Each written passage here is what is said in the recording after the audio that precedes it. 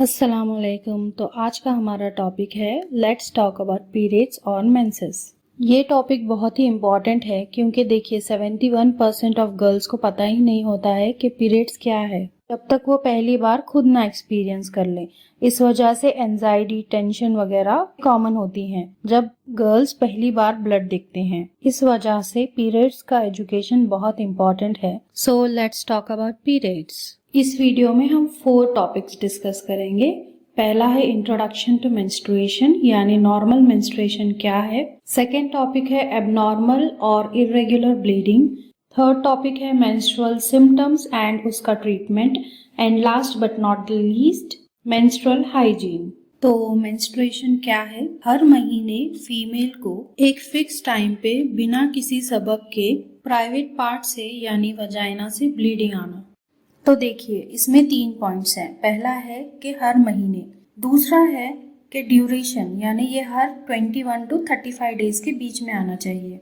तो हर किसी में ये ड्यूरेशन अलग होता है, किसी में 21 डेज का होता है, किसी में 30 डेज का होता है या किसी में 35 डेज का। और एक ही फीमेल में अलग अलग होता है, कभी 21st डे आएगा, कोई कभी 28th डे आएगा। तो ये सब चीजें क्या है, नॉर्मल है। अगर आपका पीरियड्स में 1-2 दिन ऊपर नीचे होता है तो इसमें कोई घबराने वाली बात नहीं है। हाँ, अगर वो एवरी 15 डेज या 20 डेज में आता है और डिले होकर 35 to 40 डेज के ज़्यादा आता है तब टेंशन वाली बात है।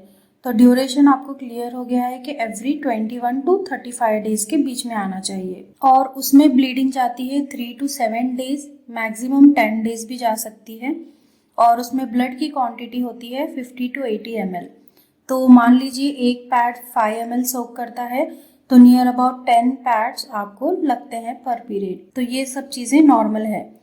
थर्ड पॉइंट है बिना किसी सबब के, यानी कोई भी बीमारी के बगैर ये चीज आना। तो ये हो गया नॉर्मल मेंस्ट्रुएशन। अब हम देखते हैं मेनार्क और मेनोपॉज। मेनार्क मतलब फर्स्ट टाइम जब आपको ब्लीडिंग होती है, तो इसका टाइम ड्यूरेशन है 9 to 16 ईयर्स, यानी 9 साल से 16 साल के बीच में कभी भी आपको ब्लीडिंग स्टार्ट हो सकती है। सेकेंड टर्म है मेनोपॉज। मेनोपॉज यानी अभी मेंस्ट्रुअल ब्लीडिंग हमेशा के लिए खत्म हो जाती है। यूजुअली ये 45 to 55 के एज में होती है। एवरेज इसका 50 ईयर्स ऑफ एज है इंडियन वुमेन में। मेनॉर्क और मेनोपॉज दोनों भी डिफरेंट होता है एवरी फीमेल में, depending upon many factors. Now let's talk about period supplies. तो पीरियड सप्लाईज में मोस्ट कॉमन है सैनिटरी नैपकिन और pads. Around 65% of women India में पैड्स यूज करती हैं। सेकेंड मोस्ट कॉमन है क्लॉथ। अराउंड 50% वुमेन कपड़ा यूज करती हैं। बट इसमें एक बात का ध्यान रहे, कपड़ा हमेशा क्लीन यूज करें और आजकल रीयूजेबल क्लॉथ भी मिलता है मार्केट में। थर्ड मेथड है टैम्पून और फोर्थ है menstrual cup. Third and fourth method बहुत कम फीमेल्स यूज करती हैं। You can use any of the 4 methods जिसमें भी आप कंफर्टेबल हो। अब हम देखते हैं सेकेंड पॉइंट, इरेगुलर या एबनॉर्मल ब्लीडिंग क्या होती है।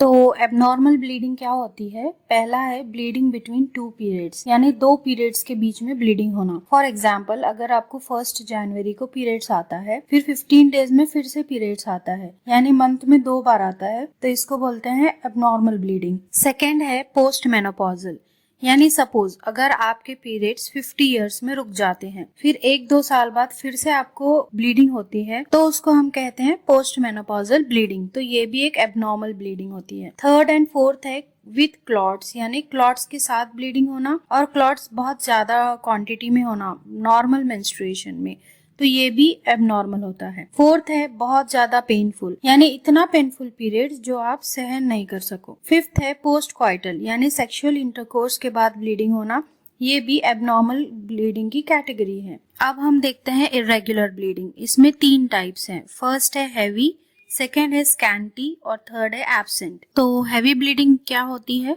सपोज एवरी मंथ आपको पीरियड्स आ रहे हैं लेकिन ब्लीडिंग 10 to 15 डेज या उससे ज्यादा हो रही है, या फिर 5 to 7 डेज हो रही है लेकिन आपको पैड 1 to 2 आवर्स यानी एवरी आवर में आपको पैड चेंज करना पड़ रहा है, तो इसको कहते हैं हैवी ब्लीडिंग। सेकेंड है स्कैंटी। स्कैंटी मतलब बहुत कम, यानी आपको सिर्फ स्पॉटिंग हो रही है। जैसे सपोज आपका 1 जैन को अगर आपका पीरियड्स का डे है तो आपको सिर्फ थोड़ा सा ब्लड लगेगा और उसके बाद नहीं लगेगा, या जस्ट आपको स्पॉटिंग होगी 1-2 दिन, तो इसको कहते हैं स्कैंटी ब्लीडिंग। थर्ड है एब्सेंट, यानी कंप्लीटली आपको 1 महीना, 2 महीने, 3 महीने या उससे ज्यादा आपको ब्लड ही नहीं आ रहा है, तो इसको कहते हैं एब्सेंट ब्लीड। तो जो मैरिड फीमेल है उसको सबसे पहले एब्सेंट ब्लीडिंग में एक यूरिन प्रेगनेंसी टेस्ट करना होगा, जिसको हम यूपीटी कहते हैं, ताकि वो कंफर्म कर सके if she is pregnant. Next हम देखते हैं पीरियड स्ट्रगल्स, यानी पीरियड्स में सिम्टम्स क्या होते हैं। मोस्ट कॉमन सिम्टम है स्टमक एक, लोअर बैक एक। पेन हर फीमेल में डिफरेंट होता है, यानी कोई फीमेल को कुछ भी पेन नहीं होता,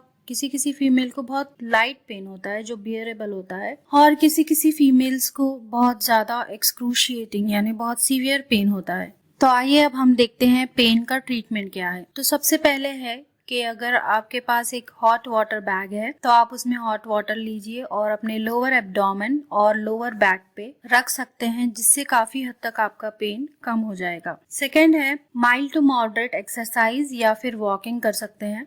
अब आप सोच रहे होंगे कि इतना पेन में मुझे उठा नहीं जा रहा है तो एक्सरसाइज में कैसे करूंगी, बट ये एक बहुत इंपॉर्टेंट चीज है। जब आप एक्सरसाइज या फिर वॉक करते हैं तो उसमें आपके पेन काफी ज्यादा रिलीफ होता है। थर्ड है मेडिसिन। तो आप कोई एनाल्जेसिक यानी पेन किलर ले सकते हैं, लेकिन इसमें सबसे इम्पोर्टेंट एक बात याद रखिए कि कुछ पेशेंट्स होते हैं जो किडनी डिसीज या फिर कोई अदर प्रॉब्लम होती है जिसमें पेन किलर्स अलाउड नहीं होते, तो इसलिए आप अपने डॉक्टर को कंसल्ट करिए, उसी के बाद आप पेन किलर्स लीजिए। या आप अदरक वाली टी या सिनेमन वाली टी ट्राई कर सकते हैं। उसके बाद आप हल्दी मिल्क, इससे भी काफी हद तक पेन में कम होता है। उसके बाद आता है ग्रीन लीफी वेजिटेबल्स आप यूज कर सकते हैं। और एवरी डे आप है ना पीरियड्स के टाइम पे बनाना लीजिए। यस, बनाना में बहुत ज्यादा क्वांटिटी में मैग्नीशियम होता है जो पेन कम करने में।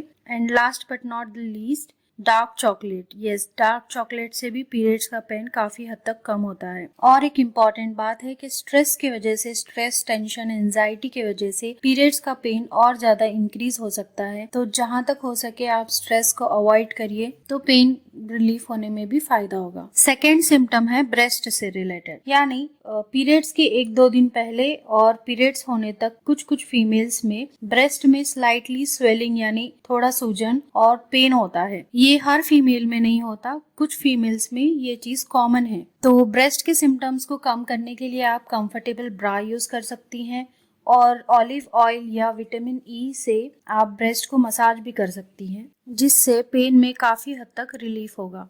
Third and most common symptom है एक्ने एंड ऑयली स्किन, जो ऑलमोस्ट एवरी फीमेल एक्सपीरियंस करती है ड्यूरिंग हर पीरियड्स। तो इसके लिए सबसे पहले आप ऑयली फूड अवॉइड करिए, ऑयल फ्री मॉइस्चराइजर का यूज करिए, और डेली कम से कम 2 बार फेस वॉश कर सकते हैं। एंड पिंपल्स को स्क्वीज करना बिल्कुल भी अवॉइड करिए, क्योंकि वहां पे फिर परमानेंट मार्क हो सकता है। इस सब मेजर्स के बाद भी अगर आपके सिम्टम्स कम नहीं होते तो आपको डॉक्टर को कंसल्ट करना चाहिए। Now next point is menstrual hygiene. Hygiene यानी बेसिकली क्लीनलीनेस। तो हाइजीन क्यों मेंटेन रखना चाहिए? ताकि कोई इन्फेक्शन या डिसीज ना हो। सो फर्स्ट स्टेप है हैंड वॉश। पैड चेंज करने से पहले और पैड चेंज करने के बाद सोप से या कोई भी लिक्विड डिसइंफेक्टेंट से हैंड वॉश करना चाहिए। सेकेंड स्टेप है एवरी 6 to 8 आवर्स में पैड चेंज करना चाहिए। अगर इतना पॉसिबल नहीं है तो मिनिमम 2 पैड एक दिन में चेंज करना चाहिए। पैड्स चेंज करने के बाद हैंड वॉश करना ना भूलें। पैड को डिस्पोज करने के लिए पैड को पेपर में रैप करिए और उसके बाद उसको डस्टबिन में फेंक दीजिए। और एक बात याद रखिए कि पैड को कभी भी टॉयलेट में फ्लश नहीं करना चाहिए। हमेशा कंफर्टेबल अंडरवेयर यूज करना चाहिए, और जब भी आप ट्रैवल करते हैं तो एक एक्स्ट्रा अंडरवेयर और एक्स्ट्रा पैड्स रखना चाहिए ताकि इमरजेंसी में यूज हो सके। नेक्स्ट है keep your vaginal area clean. इसके लिए जब भी आप वॉशरूम जाते हैं उसके बाद आप वी वॉश क्रीम यूज करके उसको एरिया को क्लीन कर सकते हैं। Last but not the least, every day आप बात लीजिए वार्म वाटर से। ये ना सिर्फ हाइजीनिकली गुड है बट ये आपके पेन को भी कम करता है। And this is it for the video. अगर आपको इससे रिलेटेड कोई क्वेश्चन है तो कमेंट बॉक्स में क्वेश्चन करिए। इंशाल्लाह I will try to answer. And thanks for watching.